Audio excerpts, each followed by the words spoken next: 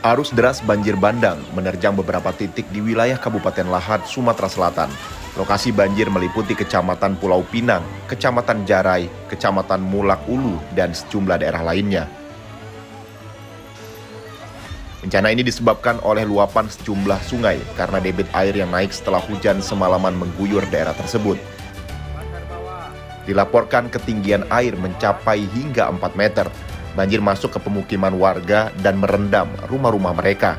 Warga memilih untuk menyelamatkan diri ke tempat yang lebih aman.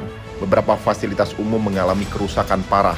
Banyak akses jalan yang terputus lantaran digenangi oleh banjir dengan arus deras. Lahan sawah warga di desa Tanjung Siri juga rusak oleh banjir yang menyebabkan warga kehilangan mata pencariannya. Belum ada data resmi mengenai korban jiwa dan kerugian dari bencana ini. Hingga kini, banjir masih merendam pemukiman warga. Warga berharap banjir segera surut sehingga mereka dapat kembali ke rumah masing-masing. Dari Kabupaten Lahad, TVRI Sumsel News melaporkan.